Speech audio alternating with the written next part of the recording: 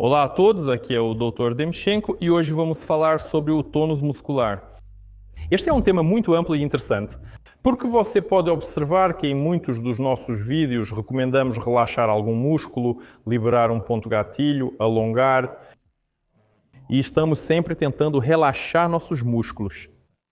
Mas não houve nenhum vídeo em que pudéssemos conversar sobre porquê, afinal, esses espasmos aparecem. Como é possível relaxar os músculos em princípio? Por que precisamos disso e como fazer isso da maneira mais eficaz? Vamos lá! Então, primeiro um pouco de teoria. De onde vem o tônus muscular? A musculatura funciona como um motor. E o que é necessário para um motor funcionar? É preciso que ele receba um comando para funcionar e também o combustível necessário para operar. Pode ser eletricidade, gasolina, gás, algo que lhe dê a possibilidade de gerar força mecânica. Na verdade, o comando vem do cérebro principal através de fios, que são os nervos, que transmitem o sinal para os músculos trabalharem ou não e em qual modo isso deve ser feito. E o combustível são as substâncias que o sangue traz. Na verdade, isso é oxigênio e nutrientes. Os músculos funcionam em diferentes modos. Em primeiro lugar, os músculos têm um tônus básico e isso é o nível de tensão em que o músculo se encontra, mesmo quando você está completamente relaxado. Esse tônus básico é necessário para manter os órgãos internos para o funcionamento normal das articulações e para evitar que os músculos atrofiem. Basicamente, a condição em que não há tônus básico pode ser observada em uma pessoa sob anestesia profunda. Tenho muitos pacientes que sentiam dores intensas nas costas, até com hérnia de disco irradiando para a perna, e acabaram passando por cirurgias que não tinham relação com o sistema musculoesquelético. Eles receberam anestesia geral profunda e, após despertarem, o problema simplesmente desapareceu. Porquê? Porque é justamente sob o efeito da anestesia geral profunda que perdemos todo o tônus muscular e, consequentemente, todos os espasmos se relaxam. Esses casos são comuns na minha prática. Mesmo quando uma pessoa está dormindo, se ela estiver consciente, ainda haverá um certo nível de tônus basal. Além disso, de acordo com o tônus, os músculos podem ser divididos em músculos fásicos, ou seja, aqueles que usamos para realizar movimentos, e a musculatura postural, que nos ajuda a manter a posição no espaço, ou seja, esses músculos que basicamente não nos movem, mas nos mantêm no lugar. E aqui eles funcionam de maneira um pouco diferente.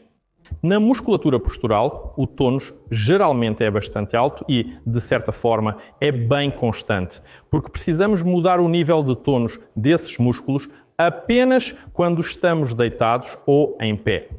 Ou seja, assim que ficamos em pé, todos esses músculos posturais precisam estar em um tônus constante, que muda um pouco, mas não apresenta variações bruscas. Porque se a musculatura postural apresentar variações bruscas, nós vamos ou cair ou seremos dobrados, não conseguiremos nos mover. Por isso, essa musculatura deve estar, em geral, em um bom tônus ativo, com pequenas variações.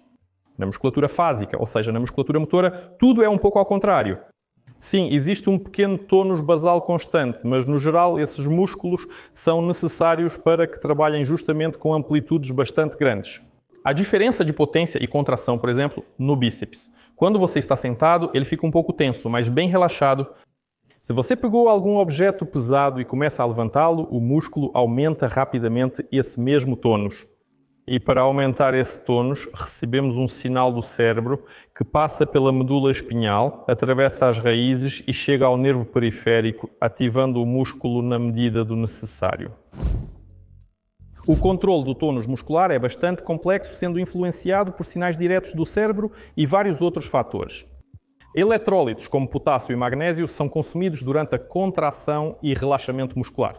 Você provavelmente já ouviu que é necessário beber isotônicos durante atividades esportivas intensas, principalmente quando sua muito, e que tomar magnésio pode relaxar os músculos.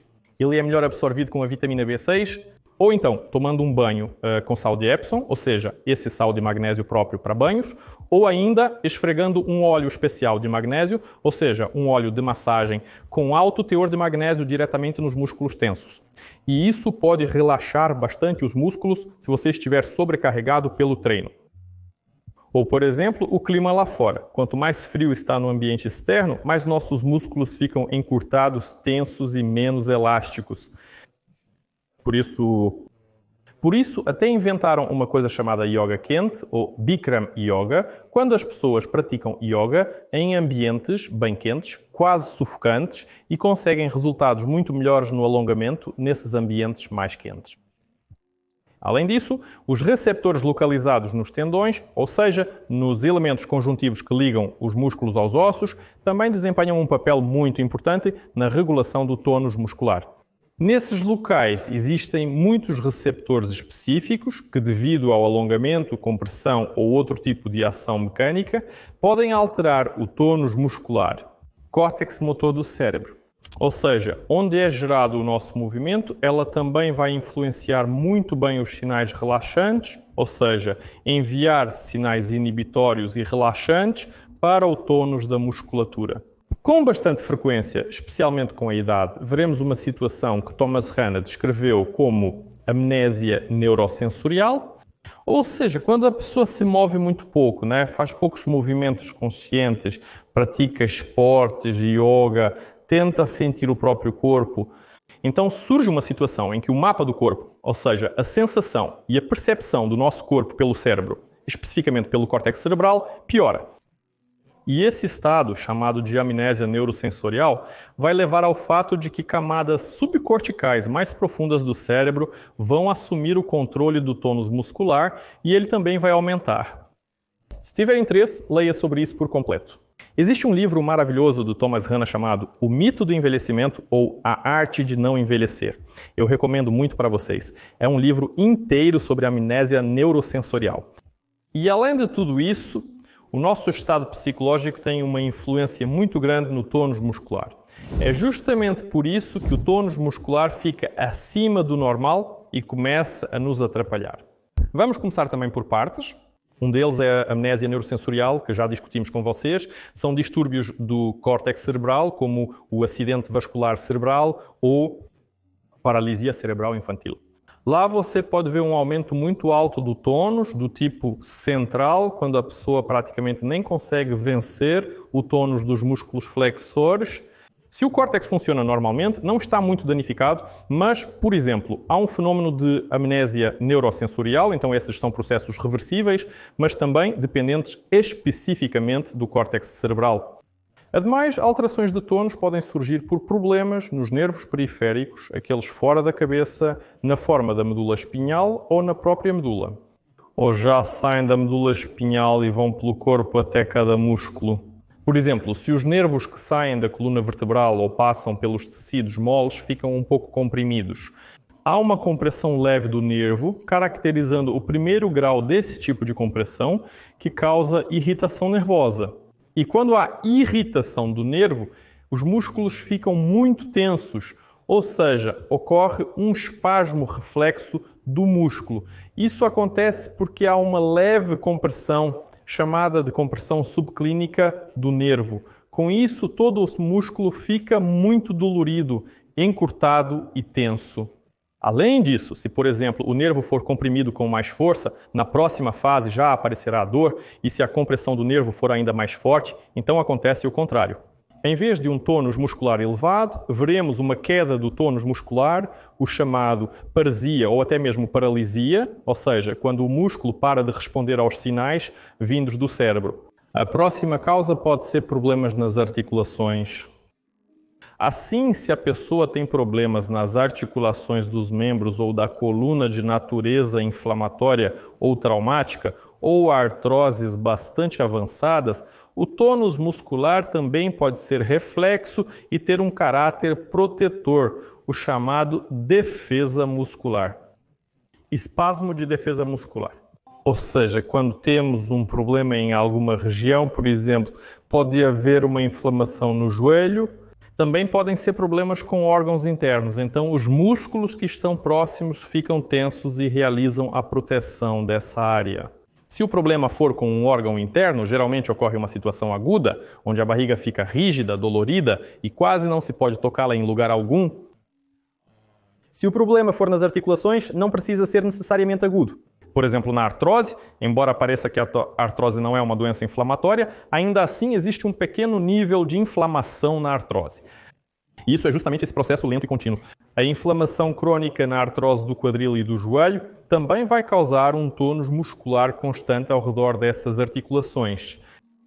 Também podemos observar espasmos protetores na região lombar ou cervical da coluna devido à instabilidade funcional, ou seja, à incapacidade dos músculos profundos da coluna e do aparelho ligamentar. Manter-nos em uma posição vertical normal. Então, os grandes músculos motores fásicos também entrarão em espasmo reflexo para proteger essas regiões. E vamos ainda mais perto do próprio músculo. Ou seja, você percebeu que o tônus muscular será influenciado pelo cérebro, pela medula espinhal, pelos nervos periféricos, pelas articulações e pela coluna vertebral do ponto de vista ortopédico.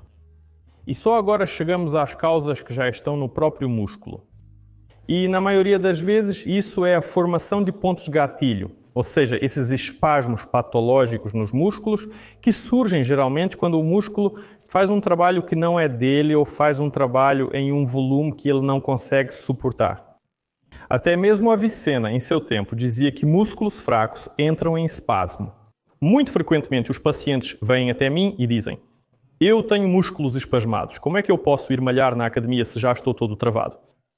E realmente, primeiro é preciso eliminar os espasmos fortes e os pontos gatilho antes de começar a fortalecer os músculos. Mas quando você treina na academia, seus músculos ficam mais fortes e, na verdade, eles vão ficar muito menos tensionados, porque são justamente os músculos fracos que não conseguem lidar com a tarefa que lhes é exigida que vão entrar em espasmo. Na verdade, os fisiculturistas grandes e fortes, se você palpar os músculos deles, eles são bastante firmes, mas macios. Eles não têm pontos gatilho ou espasmos reflexos fortes. Assim, se o músculo trabalha em condições ruins para ele, pode-se formar um superespasmo nesse músculo, que também vai encurtar ainda mais o músculo. Dar um aumento geral do tônus muscular, prejudicar o funcionamento do músculo e causar dores, tanto no próprio músculo quanto dores irradiadas. Falamos frequentemente sobre essas dores irradiadas. Bem, por exemplo, no vídeo sobre como eliminar a dor de cabeça em 5 minutos usando uma caneta hidrográfica. Nesse vídeo eu mostro exatamente como relaxar os pontos gatilho que surgem nos músculos motores físicos do pescoço, porque usamos esses músculos com muita frequência de forma estática. O que isso significa? Nós temos músculos profundos no pescoço que devem manter nossa cabeça e pescoço na posição correta. Mas quando esses músculos estão pouco ativos e a posição da cabeça não é ideal, os músculos que deveriam levantar a cabeça, girar a cabeça, incliná-la para o lado, começam a tentar segurá-la no lugar. Essa é uma carga anormal para a musculatura física e é justamente nessas musculaturas, devido à sobrecarga incorreta, ao funcionamento inadequado, que surgem aqueles mesmos pontos gatilho que vão causar dor de cabeça e que nós aliviamos com a ajuda das canetas marcadoras. E agora vamos discutir os métodos de trabalho com diferentes tipos de tônus. Na verdade, com a caneta marcadora fazemos a ação mais simples, que é direcionada justamente para o relaxamento do músculo específico. E isso funciona apenas com músculos que têm um tipo de hipertonia local, localizada, causada por sobrecarga, associada a pontos gatilho. E na verdade você já entendeu que existem vários tipos de hipertonia. E por isso, quando você vê algum vídeo onde relaxam os músculos com a ajuda de uma caneta hidrográfica, você pega a caneta, pressiona o músculo, dói muito, mas nada acontece. O músculo não relaxa. Isso não quer dizer que a caneta hidrográfica não funcionou. A questão é que você simplesmente tem outro tipo de tônus muscular. E é bem possível que você não tenha um ponto gatilho no músculo, mas, por exemplo, uma instabilidade na região cervical da coluna. Devido à instabilidade cervical, quando as vértebras do pescoço não se mantêm bem, os músculos longos ficam sobrecarregados. Neles não há pontos gatilho, mas eles estão muito tensionados. Isso também pode causar dor de cabeça. E aqui a caneta não vai ajudar. Aqui são necessários exercícios para estabilizar a região cervical. Ou seja, quando os músculos profundos assumirem o trabalho, os superficiais vão relaxar sozinhos, sem nenhuma massagem. Então, como funciona a pressão da caneta sobre o músculo? Esse é o impacto mais direto sobre o ponto gatilho. Aquele espasmo que está no ponto gatilho é, na verdade, um processo ativo. Ou seja, estamos constantemente gastando energia para manter esse superespasmo no músculo. Se a pessoa for novamente colocada sob anestesia profunda, todos esses pontos gatilho também relaxam. como todos os outros espasmos nos músculos, porque o sinal que vai para o músculo é interrompido e esse é o superespasmo. Como está constantemente gastando energia e precisa dela, pode-se relaxar interrompendo o fornecimento de energia como combustível, na verdade, para esse motor. Para isso, na verdade, usamos um método chamado compressão isquêmica, ou seja, interrompemos o fluxo sanguíneo nesse ponto, interrompendo o fluxo sanguíneo e, consequentemente, o fornecimento de oxigênio e nutrientes. O motor simplesmente não pode continuar funcionando e, nesse modo de emergência, desliga. O músculo relaxa. Como conseguimos isso? Para relaxar praticamente qualquer ponto gatilho, primeiro é preciso encontrá-lo, pressioná-lo com força, geralmente contra o osso, para que haja um apoio firme. E não mover os dedos ali, nem usar um bastão ou uma bolinha de massagem. É crucial não mexer, pois ao fazê-lo, o sangue retorna ao ponto gatilho, reiniciando todo o processo. Por isso, simplesmente pressionamos, bloqueamos os vasos sanguíneos e ocorre uma isquemia, ou seja, uma falta de oxigênio nos tecidos. Como esses são tecidos tensionados, eles têm um problema de déficit de energia para manter o espasmo e, reflexivamente, automaticamente, o espasmo se relaxa. Esse é um método bastante simples de relaxar qualquer músculo. São necessários cerca de 40 segundos de pressão sobre o ponto. Sempre há 3 etapas. A primeira é uma dor muito forte. Depois a dor atinge um platô e podem haver dores irradiadas, ou seja, algumas sensações dolorosas em outros lugares. Depois toda essa dor vai se concentrar no ponto, relaxar, pulsar e desaparecer. Na verdade, esse é o mecanismo mais simples de relaxamento muscular. O segundo método de trabalhar com o tônus muscular é a massagem. Quando eu ainda estudava no instituto e fazia cursos de massagem, eu era um atleta tão ativo e forte, eu gostava de massagem esportiva. E eu realmente achava que a gente precisava mesmo amassar os músculos, a gente precisava apertá-los, esticá-los. Mas o nosso professor já naquela época dizia que na massagem a gente não trabalha com os músculos. Nós trabalhamos com o sistema nervoso, com os receptores que estão na pele, nos tendões e na fáscia. E naquele momento isso me parecia muito estranho, mas agora eu entendo perfeitamente que quando trabalhamos com massagem, estamos trabalhando com os receptores. E na verdade, quando fazemos movimentos de deslizamento, movimentos de tapinhas, isso é simplesmente a estimulação de diferentes tipos de receptores. E exatamente pelo mesmo mecanismo vai funcionar a kinesiotaping. Ou seja, quando colamos o esparadrapo na projeção de algum músculo, nos movemos um pouco e o músculo relaxa, isso também não é um trabalho direto com o músculo, isso é reflexoterapia. Porque o esparadrapo estimula os receptores cutâneos, que por sua vez, através do reflexo cutâneo muscular, ou seja, o reflexo pele-músculo, é como bater com um martelinho na perna e ela se mexe. Colamos o esparadrapo na pele, na projeção do músculo e ele relaxa. O mesmo mecanismo será utilizado na massagem sueca. Ou seja, na verdade, quando trabalhamos com movimentos de massagem na pele, estamos atuando nos receptores da pele, nos receptores dos tendões e nos receptores da fáscia. Isso gera certos impulsos para o sistema nervoso. E o sistema nervoso, então, relaxa o músculo. Portanto, ao fazer massagem em si mesmo ou em outros, lembre-se de que estamos atuando principalmente nos receptores e não tentando manipular o músculo diretamente. O próximo método para reduzir o tônus é o alongamento. Existe um mecanismo conhecido. Se você fizer um alongamento estático por cerca de 40 segundos, também ocorre uma sinalização reflexa nos tendões, o que reduz o tônus muscular. Nos últimos anos, a comunidade científica tem dito que esse não é o melhor método para reduzir o tônus muscular nos músculos. E funciona muito melhor o método Hold Release ou a técnica de tensão-relaxamento. Também é frequentemente descrito por nós como o fenómeno da pós-relaxação isométrica dos músculos. Isso também é um fenómeno neurológico. Em que ele consiste? Vou demonstrar isso para o bíceps, por exemplo. Se você começar a contrair o bíceps, seu braço vai se dobrar na articulação do cotovelo. Se você não deixar o braço se mover, mas ainda assim começar a contrair o músculo vai trabalhar, mas sem dobrar o seu cotovelo. No segundo modo de trabalho, chamado isométrico, se você mantiver por 8 a 10 segundos e depois relaxar, o músculo vai entrar em um relaxamento bastante profundo. Esse é um fenômeno neurológico que também é chamado de hold release, ou relaxamento pós-isométrico. O próximo é o release miofacial com a ajuda de rolos miofaciais e bolinhas. Quando você trabalha com rolos miofaciais e bolinhas, você na verdade está combinando dois mecanismos. O primeiro mecanismo é quando você para em um ponto tenso e espera até que ele relaxe.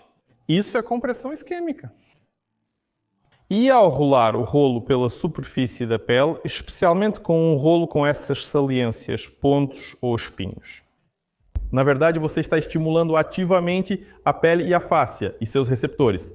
E é justamente através da estimulação desses receptores que você já vai trabalhar com o tônus muscular. Portanto, é útil distinguirmos dois mecanismos de relaxamento muscular simultaneamente.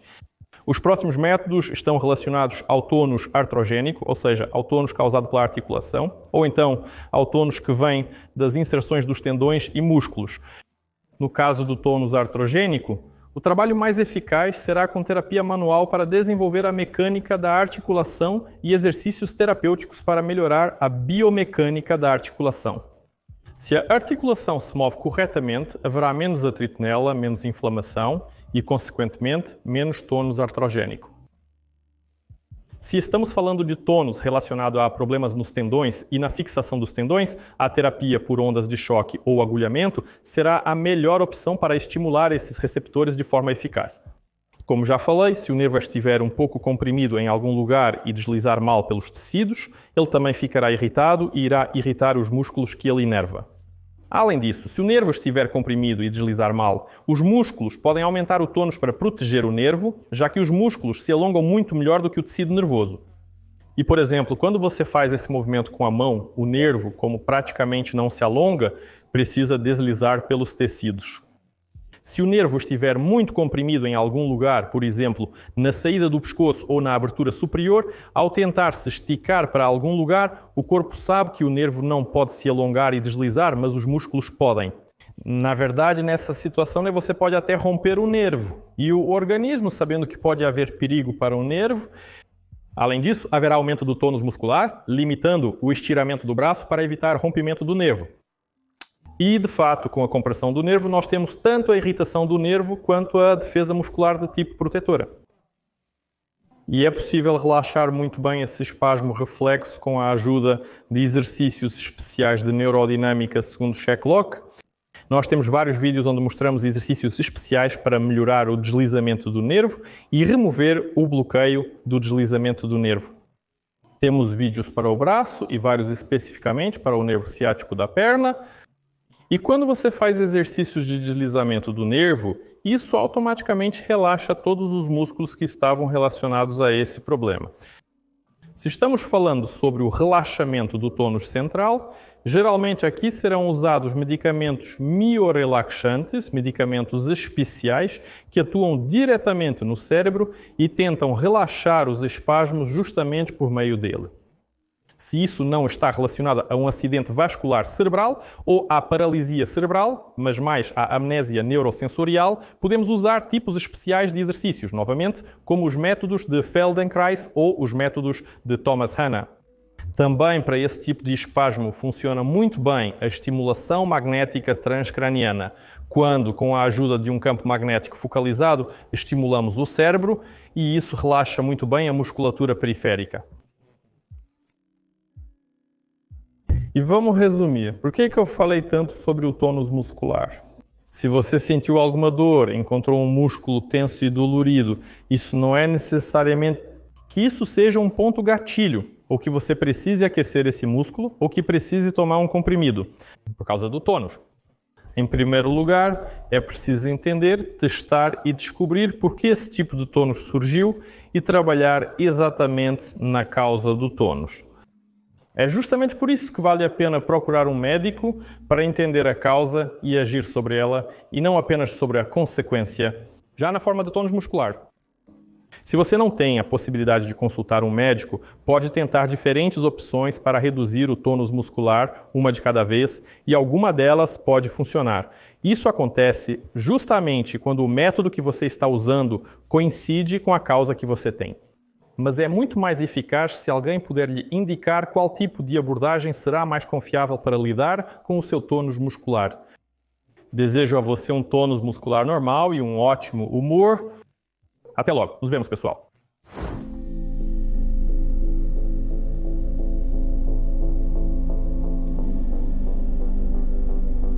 As legendas foram criadas por mim